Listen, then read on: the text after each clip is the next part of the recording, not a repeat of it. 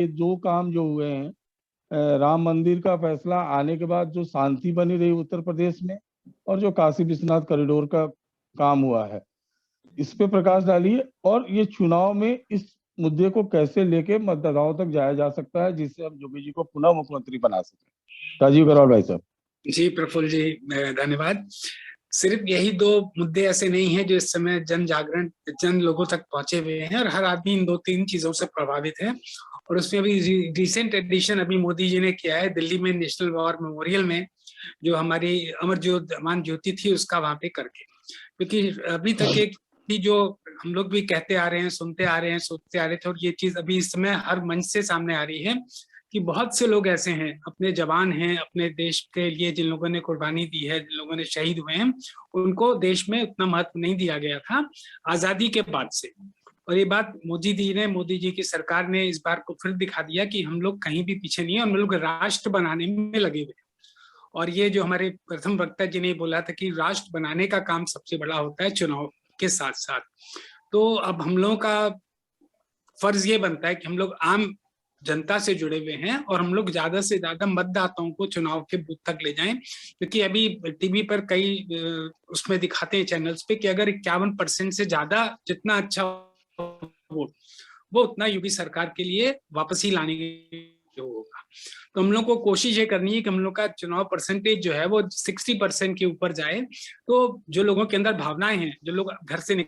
चुनाव में वोट डालने के लिए, और ये खासतौर पे हिंदू लोग इसमें वो होते हैं कि नहीं निकल रहे हैं, आलस कर रहे हैं और अपने चुनाव का जो वोट डालने का अधिकार है उसको छोड़ते हैं। ये नहीं होना चाहिए। हम लोगों को, सभी लोगों को कोशिश ये करनी चाहिए, चाहे हम लोग बीजेपी से जुड़े हैं, राष्ट्रीय स्वयंसेवक से जुड़े हैं या नहीं जुड़े हैं, हर एक वोट देने वाले मानव का, जनमानस का, खासतौर पे विशेषकर हिंदू लोगों का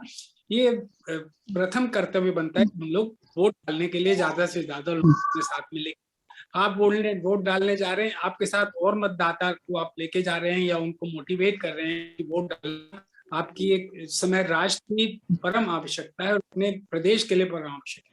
क्योंकि सिर्फ सरकारें ऐसे दो काम करके नहीं, सिर्फ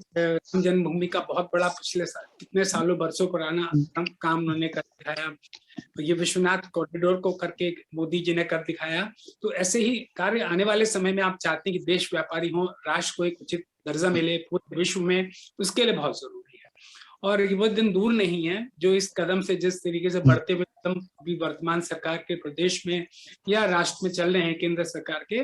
वो दिन दूर नहीं है जब भारत राष्ट्र का निर्माण एक बहुत ही सॉलिड फाउंडेशन पर होगा। बहुत अच्छा, बहुत अच्छा, बहुत बढ़िया। जितना हम लोग मजबूत बनाएंगे अपने मताधिकार का प्रयोग करके और बीजेपी को वापस दोनाबार से चुनाव में लाके, उत्तर प्रदेश में लाके, आज सभी शहरों की स्थिति देखिए, लोगों से बातचीत होती है, लोग बताते हैं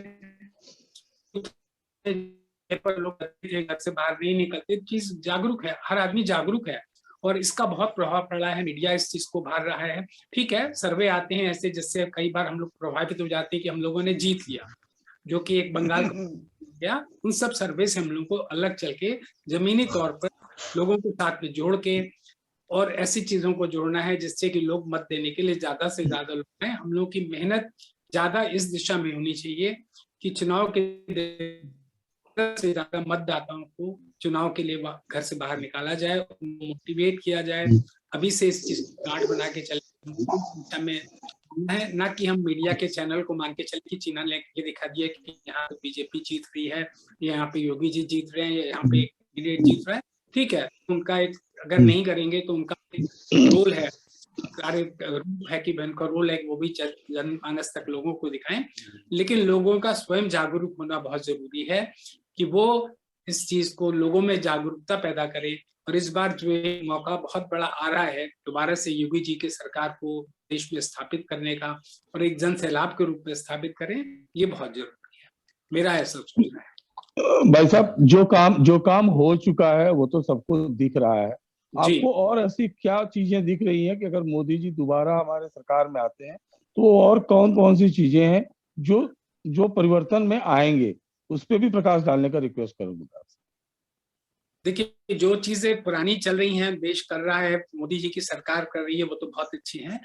लेकिन जो भी योजनाएं बन रही हैं वो वास्तव में कल्याणकारी हो और लोगों तक उसका लाभ पहुंचे। अभी भी बहुत सी योजनाएं ऐसी होती है जिनका लाभ नहीं पहुंचता, या अभी भी ऐसे बहुत से लोग हैं जो तमाम घोटाले करे हुए बैठे हुए हैं, उन तक सरकार नहीं पहुंच पा रही है। तो ऐसे किसी भी क्षेत्र के जो घोटाले हैं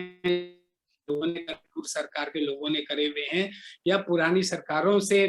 मदद लेके लोगों ने उन घोटालों को और पकड़े और मजबूती से उनको सजा दें, तथा जिससे जिनका नुकसान हुआ, जिनको लाभ नहीं मिल पाया है, उन नुकसानों की वजह से उनका लाभ पुरानी वापस मिले।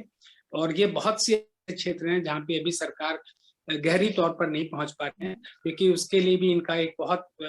चाहिए होता है, रास्ता चाहिए उस तक पहुंचने का, और कई चीजें आड़े हाथ आ जाती हैं जिसकी वजह से सरकारें उन पर काम नहीं कर पाती हैं। लेकिन जितना कर रहे हैं ये बहुत है, और अगर यही दिशा रही तो अगले 10 साल में 2 चुनाव में, एक लोकसभा का चुनाव और ये एक यूपी का सभा चुनाव, इसमें अपना देश काफी आगे तक चला जाएगा और आगे का रास्ता भी साफ हो जाएगा। इस समय भी और पार्टियां बिलबिला रही हैं क्योंकि उनके हाथ से सब चुनाव निकल रहे हैं, कुर्सियां नहीं है